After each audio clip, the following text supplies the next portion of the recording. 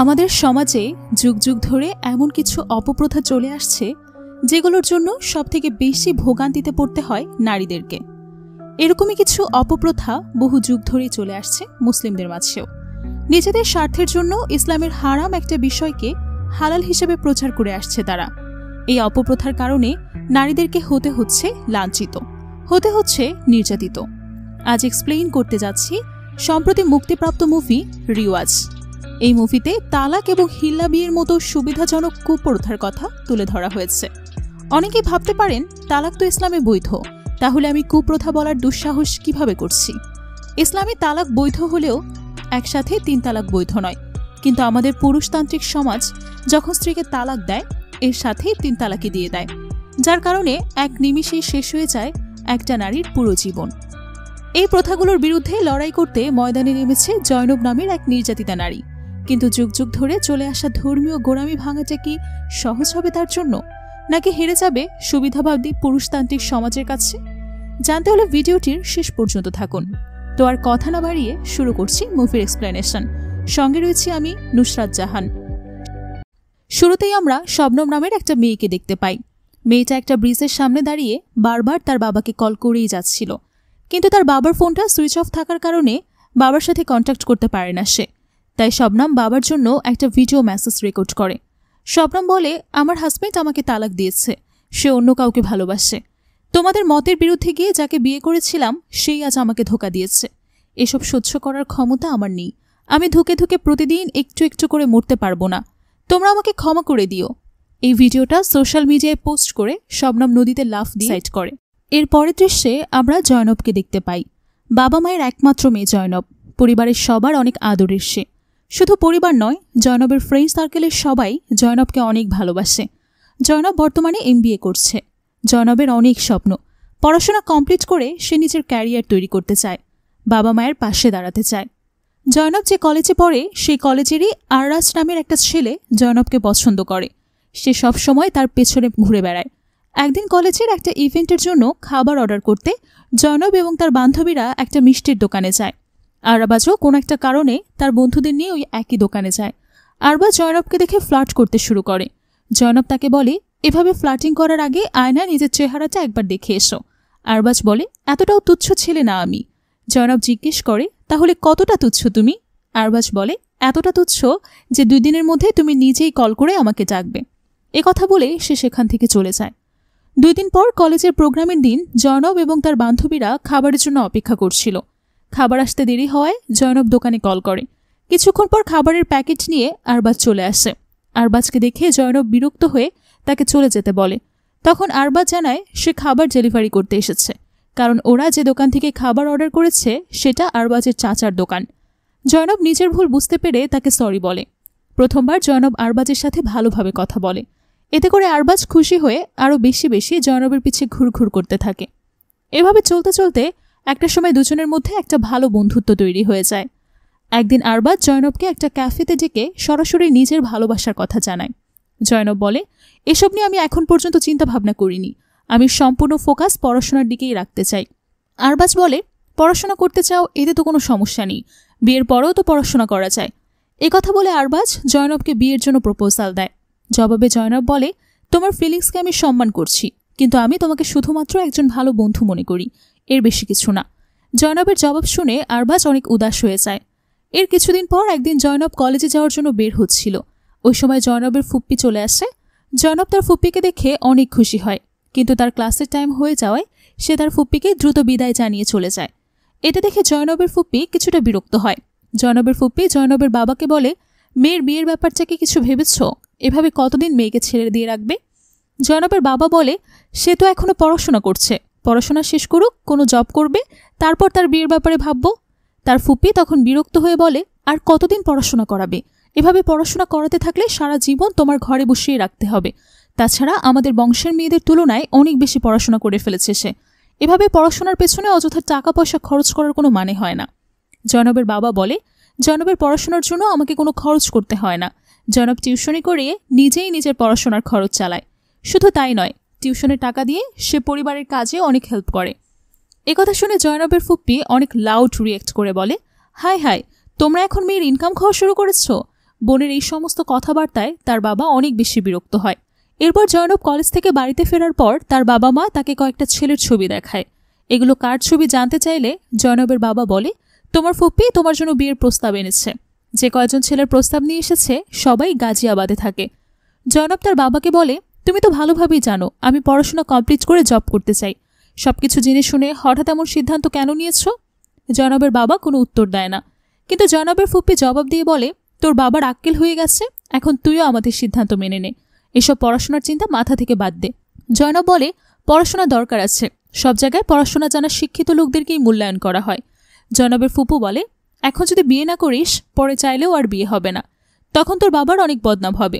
তুই কি চাইছিস তোর বাবাকে মানুষ বলুক বসে বসে মেয়ের কামাই খাওয়ার লোভে মেয়েকে বিয়ে দেয়নি?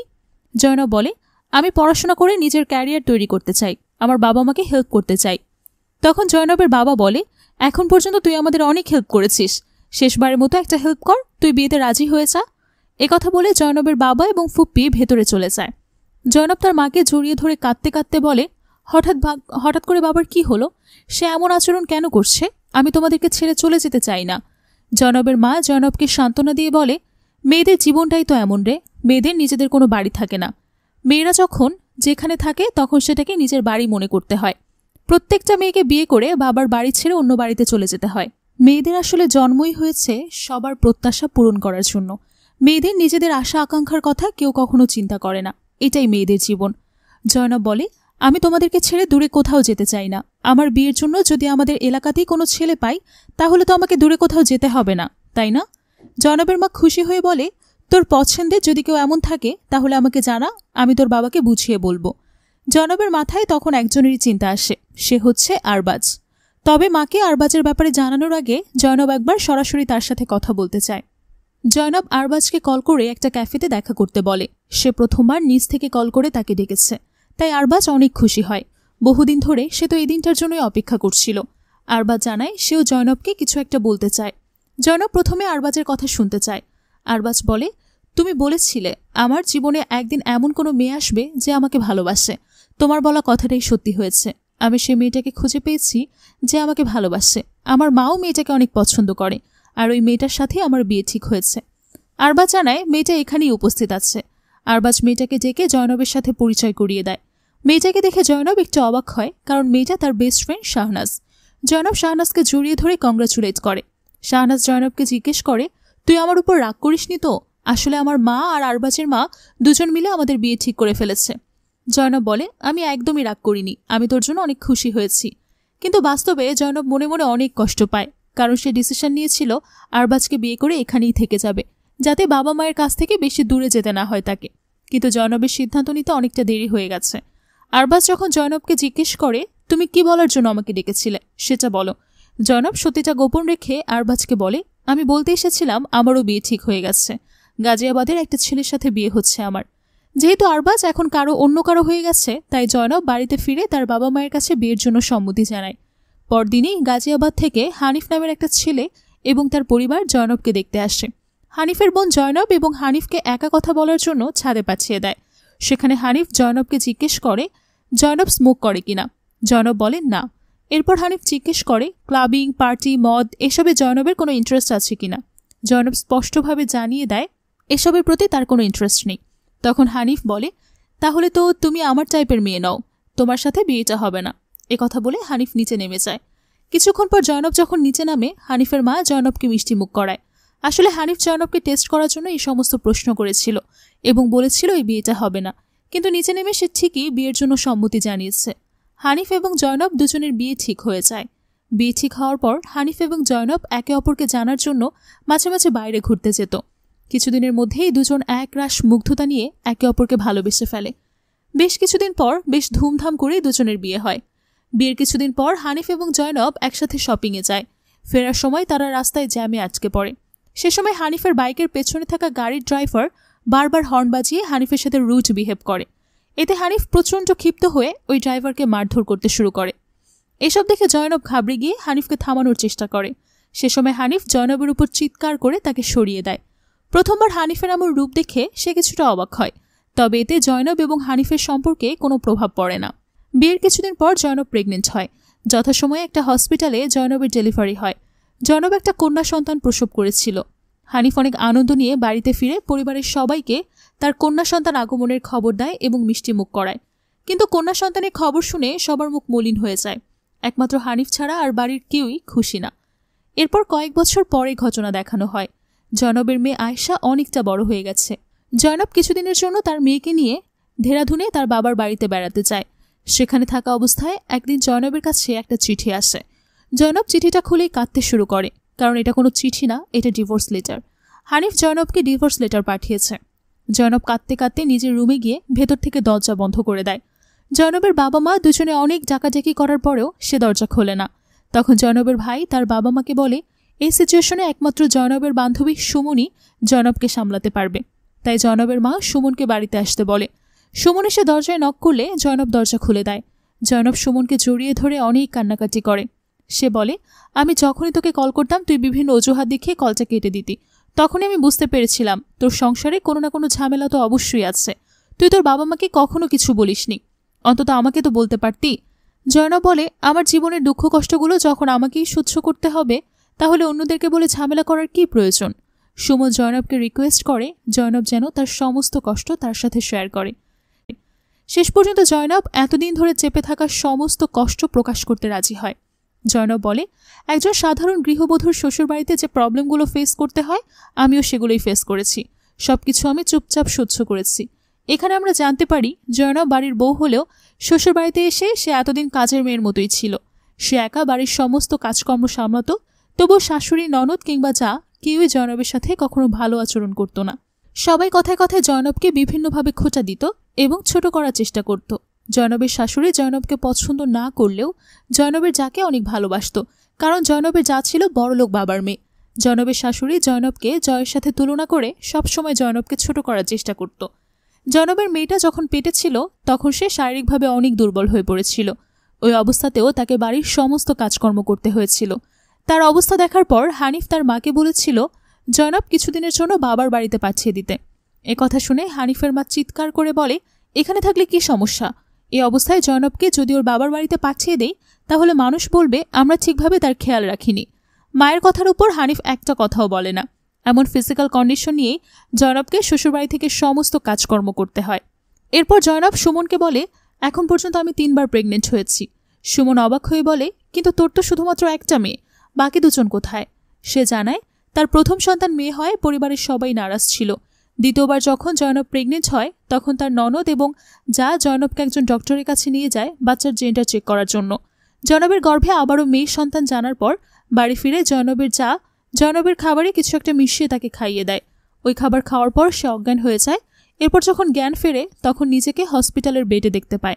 তার গর্ভে তখন আর সন্তান ছিল না। ওরা ডক্টরের সাহায্যে তার অজান্তেই অ্যাবর্শন করিয়েছে। তৃতীয়বার যখন সে প্রেগনেন্ট হয় তখনও তার শাশুড়ি, তার ননদ এবং তার জায়ের সাথে তাকে একটা পরিচিত ডক্টরের কাছে পাঠানোর জন্য ফোর্স করতে শুরু করে। জয়নব ভালোভাবেই বুঝতে পেরেছিল এবারও যদি তার গর্ভে মেয়ে সন্তান থাকে তাহলে আবারও একই ঘটনা ঘটবে। তাই সে তাদের সাথে যেতে চাচ্ছিল না। কিন্তু হানিফ জয়নবকে বলে, বাবার মৃত্যুর পর থেকে মা আমাদের অনেক কষ্ট করে বড় করেছে। আমার কাছে আমার মেয়ের থেকে বড় আর কিছুই নেই। তোমাকে আমার মায়ের কথাগুলো শুনে চলতে হবে। অনেকটা বাধ্য হয়ে সে বলে, ঠিক আছে, আমি ওদের পরিচিত ডক্টরের কাছে যাব, কিন্তু ডক্টরের কাছ থেকে ফেরার পর আমি আর এক মুহূর্ত এই বাড়িতে অপেক্ষা করব না। আমি আমার বাবার বাড়িতে চলে যাব।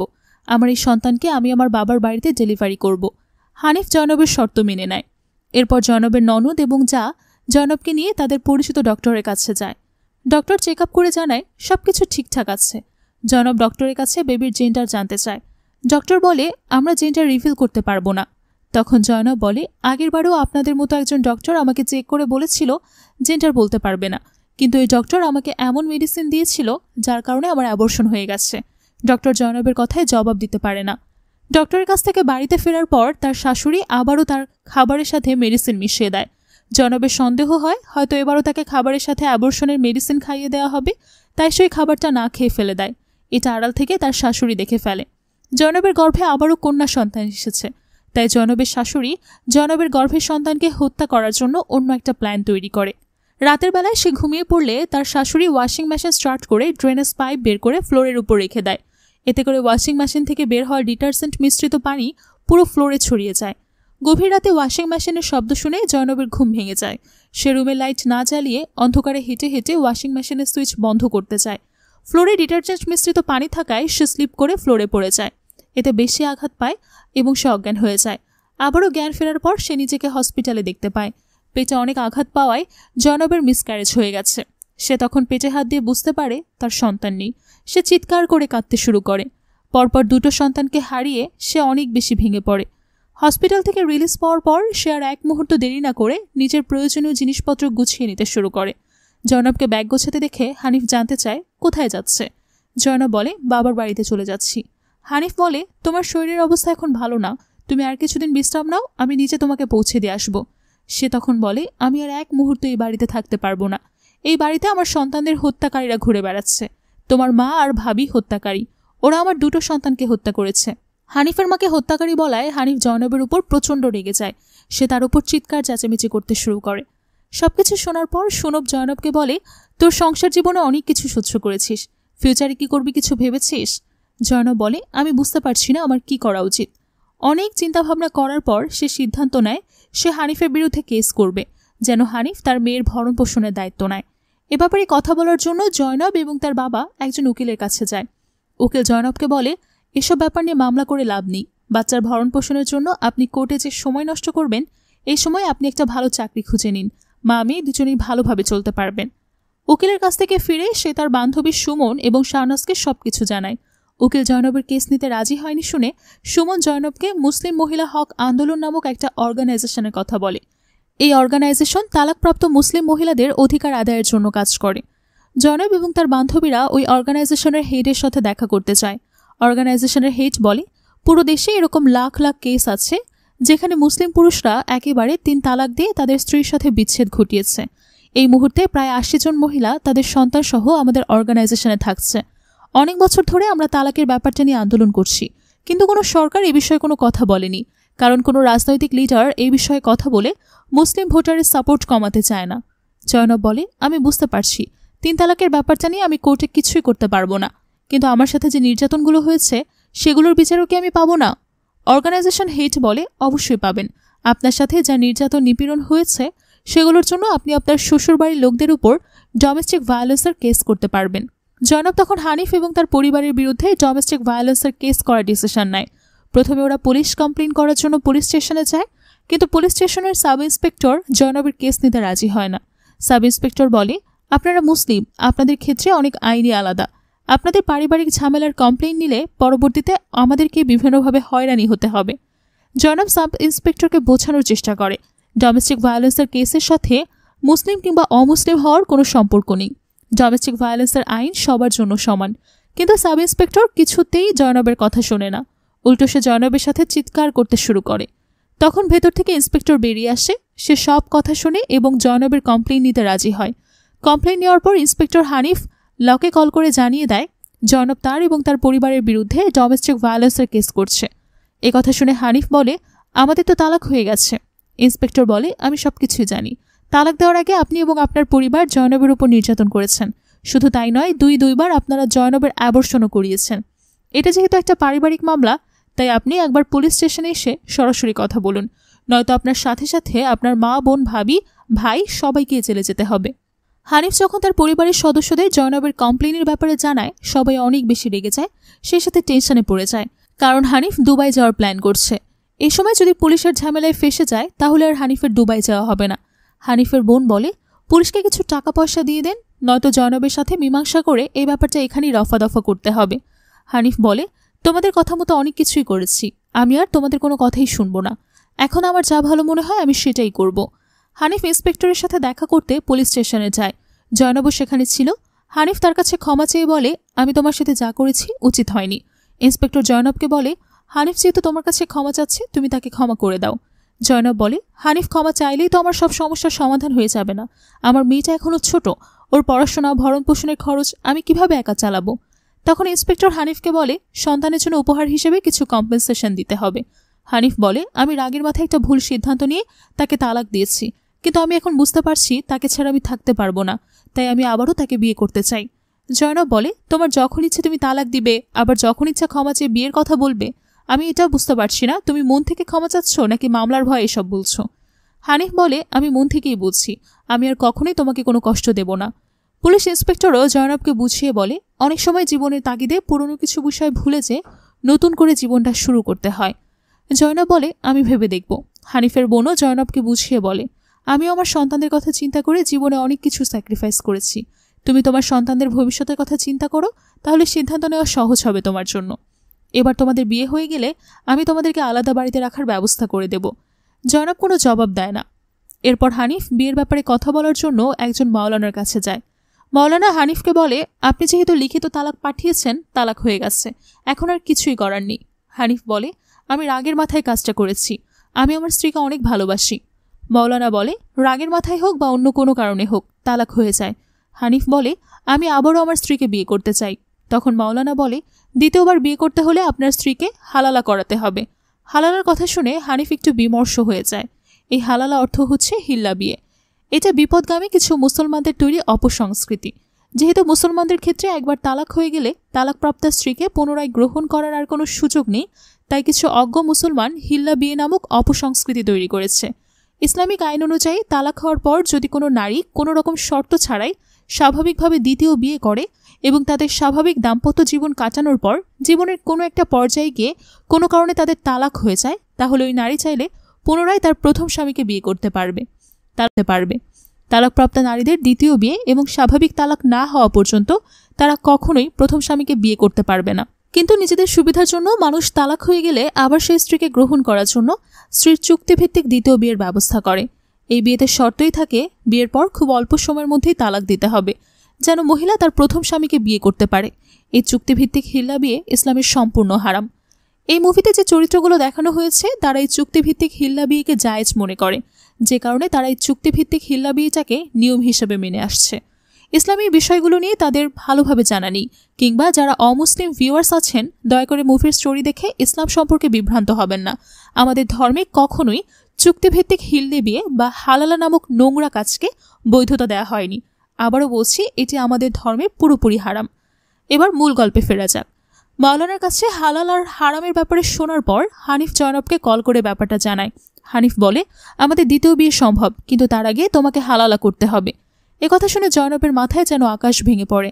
যাই হোক, সে খুব কনফিউজড হয়ে যায়। জয়নব কোনো জবাব না দেওয়ায় হানিফ জয়নবের ফুপ্পির কাছে গিয়ে জয়নবের সিদ্ধান্তের ব্যাপারে জানতে চায়। জয়নবের মা জয়নবকে বলে, তোমাকে হ্যাঁ অথবা না যে কোনো একটা জবাব দিতে হবে। জয়নব বুঝতে পারছিল না সে কী সিদ্ধান্ত নেবে। তখন তার মা বলে, তুই প্রথম মহিলা না যার হালালা হচ্ছে। এই হালালা প্রথা বহু বছর ধরেই আসছে। তুই কোনো টেনশন করিস না, তোর হালালা আমরা কোনো নিকট আত্মীয়ের সাথে করাবো। বিয়ের পরের দিনই সে তোকে তালাক দিয়ে দেবে। জয়নব কোনো ডিসিশন জানানোর আগে একবার অর্গানাইজেশন হেডের সাথে দেখা করতে চায়। অর্গানাইজেশন হেড জয়নবকে এমন কিছু নারীর সাথে পরিচয় করিয়ে দেয় যাদের তালাকের পর হালালা করানো হয়েছিল। সেখানে মহিলারা নিজেদের কষ্টের কথা বলে। মহিলারা জানায় এই হালালা নামক অপপ্রথার কারণে তাদেরকে কী পরিমাণ লাঞ্ছনার শিকার হতে হয়েছে। এই সব কিছু শুনে জয়নব আরও ঘাবড়ে যায়। অর্গানাইজেশন হেড যখন জানতে পারে হানিফ জয়নবের হালালা করাতে চাচ্ছে, তখন অর্গানাইজেশন হেড অনেক আক্ষেপ করে বলে, দোষ করেছে যে আর হালাল করাতে হবে তোমার। কি অদ্ভুত নিয়ম, তাই না? এই নিয়মের বিরুদ্ধেই তো আমরা লড়াই করে যাচ্ছি। মুসলমান পুরুষরা এসব করার সুযোগ পাচ্ছে শুধুমাত্র 3 তালাকের অপব্যবহারের কারণে। তাদের যখন ইচ্ছা স্ত্রীকে তালাক দিচ্ছে, আবার যখন ইচ্ছা হালালা করিয়ে পুনরায় বিয়ে করছে। পুরুষদের স্বেচ্ছাচারিতার নিয়মগুলো বন্ধ করলে এই ঘটনাগুলো আর ঘটবে না। অনেক চিন্তাভাবনা করেও জয়নব এখন পর্যন্ত কোনো সিদ্ধান্তে পৌঁছাতে পারেনি। অন্যদিকে হানিফ জয়নবের সিদ্ধান্ত জানার জন্য ব্যস্ত হয়ে পড়ে। হানিফ জয়নবের ফুপ্পির সাথে কথা বলে তাকে জয়নবের কাছে পাঠায়। সবাই মিলে জয়নবকে হালালার জন্য রাজি করানোর চেষ্টা করে। হানিফ জয়নবকে কল করে বলে, তোমার হালালার জন্য আমি তোমার ভাইয়ের অ্যাসিস্ট্যান্ট দানিশের সাথে কথা বলেছি। 6 মাস পর নাজনীন নামের একটা মেয়ের সাথে দানিশের বিয়ে। তাই দানিশের সঙ্গে বিয়ে হলে তালাক নিয়ে কোনো টেনশন করতে হবে না। বিয়ের পরের দিনই সে তোমাকে তালাক দিয়ে দিবে। একটা রাতেরই তো ব্যাপার, তুমি কষ্ট করে ম্যানেজ করে নিও। জয়নব আবারও বলে, চিন্তা করার জন্য আমার আরও সময় লাগবে। জয়নব ফোনটা কেটে দেওয়ার পর জয়নবের ফুপ্পি কাঁদতে কাঁদতে জয়নবকে বলে, হানিফের সাথে তোর বিয়েটা আমি দিয়েছিলাম। তোর তালাক হয়ে যাওয়ার পর থেকে আমি প্রচুর অপরাধ বোধে ভুগছি। তুই হালালা করে হানিফাকে বিয়ে করে আমাকে অপরাধ বোধ থেকে মুক্তি দে। আমি আমার মৃত্যুর আগে অন্তত তোকে সুখে শান্তিতে সংসার করতে দেখতে চাই। ফুপুর এমন ইমোশনাল ব্ল্যাকমেলের সামনে জয়নব আর কোনো কথা বলতে পারে না। অনেকটা ইচ্ছার বিরুদ্ধেই সে সম্মতি জানিয়ে দেয়। এরপর দিন জয়নবের ফোনে একটা নোটিফিকেশন আসে। হানিফ অ্যামাজন অ্যাপ থেকে একটা নেকলেস অর্ডার করেছে। হানিফের ফোনের অ্যামাজন অ্যাপে জয়নবের নম্বর অ্যাড করা ছিল, যে কারণে ওই নোটিফিকেশন জয়নবের কাছেও আসে। এটা দেখে জয়নব অনেক খুশি হয়। হানিফ প্রথমবার তার জন্য কোনো গিফট কিনেছে। জয়নবের বান্ধবী সুমন কল করলে জয়নব তাকেও তার আনন্দের সাথে গিফটের কথাটা জানায়। অনেকদিন পর জয়নবকে আনন্দিত হতে দেখে সুমনেরও অনেক ভালো লাগে। এরপর সুমন জয়নবকে বলে, আমি কিছুদিনের জন্য গাজিয়াবাদ যাচ্ছি, একটা ট্রেনিংয়ের জন্য আমাকে তোর শ্বশুরবাড়ি এলাকায় যেতে হবে, তাই ভাবলাম তোকে একবার জানিয়ে দিই। এরপর সুমন গাজিয়াবাদে যাওয়ার পর একদিন হঠাৎ একটা কফি শপে হানিফকে দেখতে পায়। হানিফ নাহিদা নামের একটা মেয়ের সাথে কফি শপে এসেছে। কফি শপে ওরা দুজন প্রেমিক প্রেমিকার মতো সময় কাটায়। শুধু তাই না, হানিফ নাহিদাকে একটা নেকলেস গিফট করে। এই নেকলেসটাই ওই দিন হানিফ অ্যামাজন থেকে অর্ডার করেছিল। হানিফ নিজের হাতে নেকলেসটা নাহিদাকে পরিয়ে দেয়। এই সমস্ত দৃশ্য সুমন নিজের ফোনের ক্যামেরায় ক্যাপচার করে নেয়। সে ছবিগুলো জয়নবকে পাঠিয়ে দেয়। এসব দেখে জয়নব একেবারে স্তব্ধ হয়ে যায়। সুমন জয়নবের কাছে জানতে চায় সে মেয়েটাকে চেনে কিনা। জয়নব জানায় মেয়েটা হানিফের মামাতো বোন, সে দুবাইতে থাকে। সুমন জয়নবকে সাবধান করে দিয়ে বলে, আমার মনে হয় তোর বিয়েটা নিয়ে কোনো একটা গন্ডগোল আছে। কিছুদিনের মধ্যে হানিফ দানিশের সঙ্গে জয়নবের হালালা বিয়ের ব্যবস্থা করে। কাজী যখন জয়নবকে কবুল বলতে বলে, তখন জয়নব বলে যে দানিশের সাথে আমার বিয়ের কথা হয়েছিল, এটা তো সেই দানিশ নয়, অন্য কেউ, আমি বিয়ে করতে পারবো না। হানিফ জয়নবকে বলে, ঝামেলা করছো কেন, এটা অন্য দানিশ, কিন্তু শর্ত অনুযায়ী বাকি সব ঠিক থাকবে, বিয়ের পরদিনই সে তোমাকে তালাক দেবে। জয়নব জিজ্ঞেস করে, ওই নেকলেসটা কোথায়? হানিফ মিথ্যা বলে যে সেটা বাসায় আছে। তখন জয়নব হানিফ এবং নাহিদার ছবিগুলো সবার ফোনে পাঠিয়ে দেয়। এরপর সবাইকে জানায় হানিফ আসলে জয়নবের সাথে গেম খেলছে। অনেকদিন আগেই নাহিদার সাথে হানিফের বিয়ে ঠিক হয়েছে। হানিফ নাহিদার সাথে দুবাই গিয়ে সেটেল হওয়ার প্ল্যান করছে, কিন্তু জয়নব পুলিশে কমপ্লেইন করায় হানিফের দুবাই যাওয়ার পথে বাধা আসে। তাই হানিফ এতদিন জয়নবের সাথে মিথ্যা অভিনয় করেছে যে সে জয়নবকে আবারও বিয়ে করতে চায়, যাতে হালালার জন্য জয়নব অন্য কোনো পুরুষকে বিয়ে করতে রাজি হয়। হানিফের প্ল্যান হচ্ছে বিয়ের পর ওই লোক আর জয়নবকে তালাক দেবে না, এতে জয়নব বাজেভাবে একটা সম্পর্কে ফেসে যাবে। জয়নবের বিয়ে হয়ে গেলে সে আর হানিফের বিরুদ্ধে মামলাও করতে পারবে না। জয়নবের ভাগ্য ভালো ছিল, তাই জয়নব হালালা বিয়ের আগেই সত্যিটা জানতে পেরেছে। হানিফ জয়নবের উপর চিৎকার করে বলে, তুমি সবকিছুই যদি জানো তাহলে আগেই বিয়ের জন্য না করে দাওনি কেন? সবাইকে ডেকে সব তামাশা করার কি দরকার ছিল? জয়নব বলে, এসব না করলে সবাই কিভাবে জানতো তোমাদের পরিবার কতটা নোংরা? আমার বাবা মা ফুপু আমাকেই ভুল বুঝতো। এরপর জয়নব হানিফকে বলে, অনেক হয়েছে, এখন এখান থেকে চলে যাও, নয়তো আমি পুলিশ ডাকবো। হানিফ ক্ষিপ্ত হয়ে বলে, পুলিশের ভয় কাকে দেখাচ্ছিস? ইসলাম আমাকে তালাকের বৈধতা দিয়েছে, আমি যতবার ইচ্ছা তালাক দিব, যতবার ইচ্ছা বিয়ে করব। জয়নব বলে, তোর মতো লোক যারা নিজেদের সুবিধার জন্য ইসলামের পবিত্র নিয়মগুলোকে বিকৃত করেছে, তাদের সমস্ত অহংকার আমি ধুলোয় মিশিয়ে দেব। হানিফ চ্যালেঞ্জ করে বলে, তোর মতো অনেক জয়নব এসেছে, কেউ কিচ্ছু করতে পারেনি। জয়নব বলে, আমি করে দেখাবো। এরপর জয়নব একসাথে 3 তালাক প্রথার বিরুদ্ধে লড়াই করার জন্য একটা মামলা করতে চায়, কিন্তু কোনো উকিলই তার এই কাজ করতে রাজি হয় না। অন্যদিকে হানিফ সমস্ত মামলা ঝামেলা থেকে বাঁচতে তার বন্ধু রহমানের সাথে দেখা করে হেল্প চায়। রহমান অনেক পাওয়ারফুল একজন লোক, সে উকিলদের কল করে জয়নবের কেসটা নিতে না করে দেয়। এতে করে ছোট বড় কোনো উকিলই তার সাথে কাজ করে না। জয়নবের পরিবারও ঝামেলা এড়ানোর জন্য তাকে সব বাদ দিতে বলে। সবকিছু মিলিয়ে সে অনেক ডিপ্রেসড হয়ে পড়ে।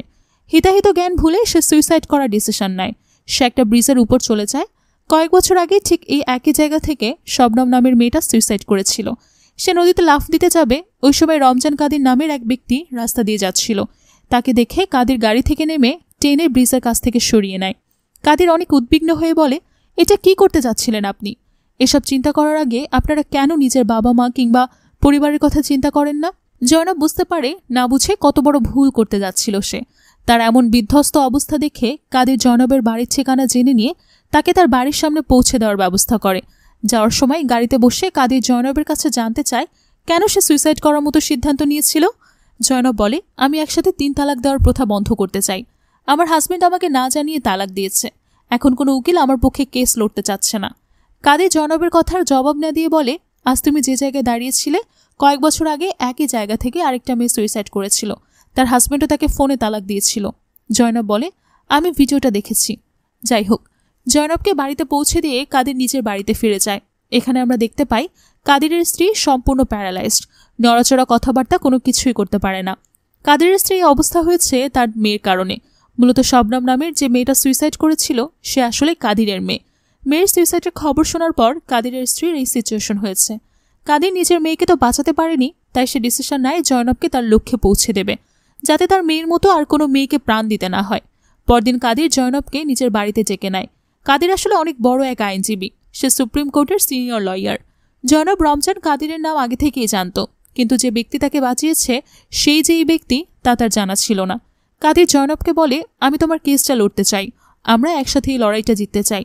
একথা শুনে জয়নব অবাক হয়ে বলে, কোনো উকিল আমার পক্ষে কেস লড়তে রাজি না, এমনকি আমার পরিবারও ঝামেলা হওয়ার ভয়ে আমাকে সাপোর্ট দিচ্ছে না, সেখানে আপনি কেন আমাকে নিজ থেকে হেল্প করতে চাচ্ছেন? তখন রমজান কাদির তার মেয়ের মৃত্যুর ঘটনা জানায়। ওই সময় কাদির একটা কেস নিয়ে আদালতে লড়াই করছিল, তাই সে ফোনটা বন্ধ করে রেখেছিল। কোর্টের কাজ শেষ করে সে যখন তার মেয়েকে কল করে ততক্ষণে সব শেষ হয়ে গেছে। কাদির তার অ্যাসিস্ট্যান্টকে বলে তার মেয়ের নম্বর থেকে কল করতে। তখন কাদিরের অ্যাসিস্ট্যান্টরা তাকে ভিডিওটা দেখায়। মেয়ের সুইসাইডের ভিডিও দেখে কাদির অনেক বেশি ভেঙে পড়ে। ওই দিনের পর থেকে কাদির কোর্টে কাজ করা বন্ধ করে দেয়। কিন্তু বহু বছর পর তার মেয়ের মতো অসহায় এক মেয়েকে সাহায্য করার জন্য সে ডিসিশন নিয়েছে আবারও কাজ শুরু করবে। কাদির জয়নবকে বলে, আমি সবসময় স্বপ্নে আমার মেয়ের মৃত্যুর দৃশ্যটা দেখতে পাই।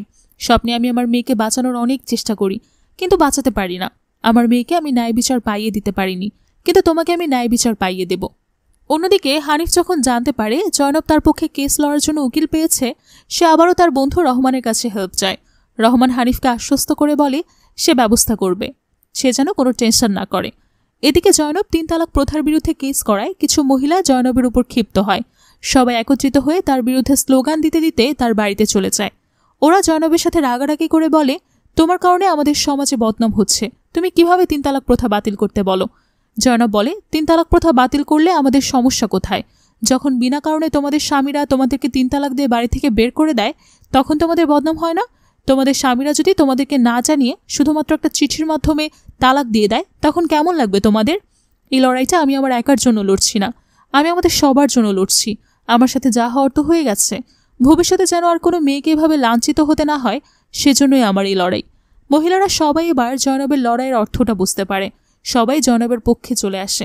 সমস্ত নিউজ চ্যানেল জয়নবকে নিয়ে নিউজ করতে শুরু করে। তাই জয়নবকে প্রতিহত করায় রহমান তার পোষা গুন্ডাদের নিয়ে জয়নবের পরিবারকে হুমকি দিতে শুরু করে।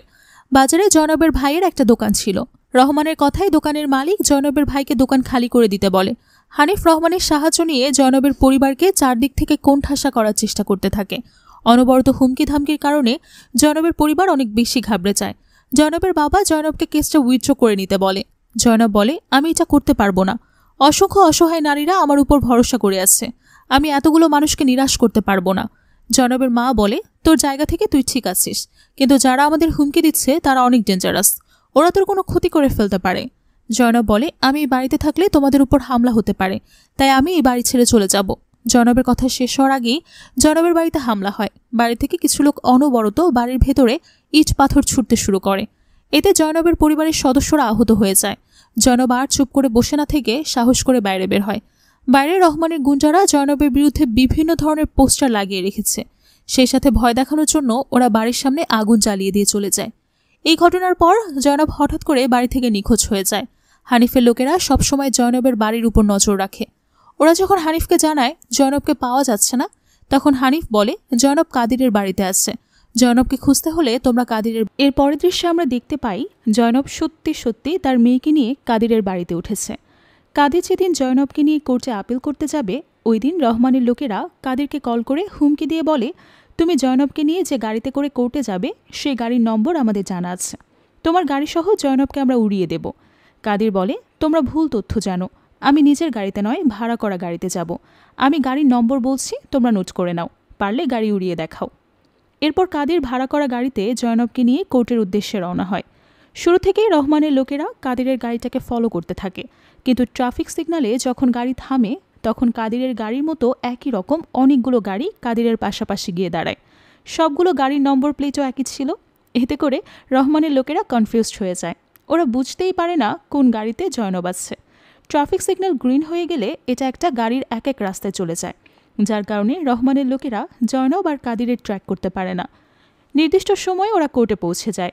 যথাসময়ে কোর্টের কার্যক্রম শুরু হয়ে যায়। জয়নব কোর্টে আপিল করতে হানিফের বিরুদ্ধে, ভারত সরকারের বিরুদ্ধে এবং মুসলিম পার্সোনাল বোর্ডের বিরুদ্ধে বিচারক শুনানি শুরু করতে বললে রমজান কাদির প্রথমে জয়নবের সাথে হওয়া ডোমেস্টিক ভায়োলেন্সের কথা বিচারককে জানায়।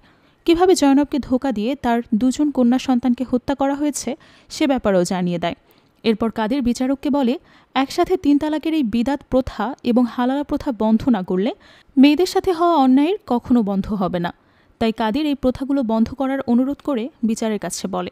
বিচারক জয়নবের আপিল মঞ্জুর করে, কিন্তু যেহেতু কেসটা ধর্মীয় বিষয়ের সাথে জড়িত, তাই বিচারক এটা নিয়ে বিচার বিশ্লেষণ করতে চায়।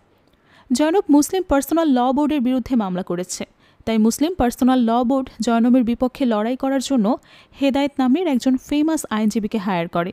হেদায়েত আজ পর্যন্ত কোনো কেসে হারেনি, তাই হেদায়েতের সাথে কাদিরের লড়াইটা হবে হাড্ডাহাড্ডি। কেসের শুনানির সময় বিচারক প্রথমে কাদিরকে কথা বলার সুযোগ করে দেয়। কাদির বলে, ইসলামে কখনো একসাথে 3 তালাক দেওয়ার কথা বলা হয়নি। ইসলামে তালাক জায়েজ করা হয়েছে, কিন্তু সেটা ধাপে ধাপে দিতে বলা হয়েছে, যেন প্রয়োজনীয় মীমাংসা করার সুযোগ থাকে। যখন মীমাংসা করার আর কোনো সুযোগ থাকে না, তখন ধাপে ধাপে 3 তালাক পর্যন্ত দিতে বলা হয়েছে। ইসলামে একসাথে 3 তালাক এবং হালালা প্রথার কোনো ভিত্তি নেই, তাই বিভিন্ন দেশে আইন করে এই প্রথাগুলোকে বিলুপ্ত করা হয়েছে। তাই আমিও রিকোয়েস্ট করব, আমাদের সংবিধান থেকেও যেন এই প্রথার আইনটা বিলুপ্ত করা হয়। এরপর প্রতিপক্ষ উকিল হেদায়েতকে কথা বলার সুযোগ দিলে হেদায়েত বলে, 3 তালাক আইনের বিষয়টা মুসলিম পার্সোনাল ল বোর্ডের আন্ডারে। মুসলিম পার্সোনাল ল বোর্ড তৈরি করা হয়েছিল যেন মুসলিম নারী পুরুষরা তাদের পার্সোনাল সমস্যাগুলো এই বোর্ডের আন্ডারে সমাধান করতে পারে। মুসলিম পার্সোনাল ল বোর্ড চিন্তাভাবনা করে এই সমস্ত আইন প্রণয়ন করেছে, তাই এগুলো বাতিল করা বা পরিবর্তন করা কোনোভাবেই উচিত হবে না। জবাবে কাদের বিভিন্ন রেফারেন্স দিয়ে প্রমাণ করে দেয়, ইসলামে একসাথে 3 তালাক এবং হালালা প্রথার কোনো ভিত্তি নেই। মানুষ নিজের সুবিধার জন্য এই প্রথার প্রচলন ঘটিয়েছে। যেখানে ইসলামে নারীদেরকে সর্বোচ্চ সম্মান দেওয়া হয়েছে, সেখানে আমাদের সমাজে নারীদেরকে যখন ইচ্ছা তখন তালাক দিয়ে বাড়ি থেকে বের করে দেওয়া হচ্ছে। নারীদেরকে অসম্মান করা হয়, তাদের উপর নির্যাতন করা হয়। কোর্টে উপস্থিত সবাই কাদিরের কথার সম্মতি জানায়। দীর্ঘদিন কেস চলার পর 2 পক্ষের যুক্তি তর্ক শোনার পর আদালত একসাথে 3 তালাকের প্রথা বাতিলের পক্ষে রায় দেয়। আদালতের রায় শুনে জয়নব খুবই ইমোশনাল হয়ে যায়। শেষ পর্যন্ত সে এই লড়াইটা জিতে গেছে। জয়নবের জীবনে যা ঘটেছে সেটা তো জয়নব পরিবর্তন করতে পারবে না, কিন্তু আর কোনো মেয়েকে জয়নবের মতো নির্যাতিত হতে হবে না। আজকের মুভিটি এ পর্যন্তই ছিল। আশা করি আপনাদের কাছেও খুব ভালো লেগেছে মুভিটি। নিজেদের সুবিধায় ধর্মান্ধ কিছু মানুষের করা প্রচলিত প্রথার বিরুদ্ধে ছিল আজকের মুভিটি। নিশ্চয়ই এই সমস্ত কুসংস্কার থেকে বের হয়ে আসাটা আমাদের সবার জন্য খুব বেশি প্রয়োজন।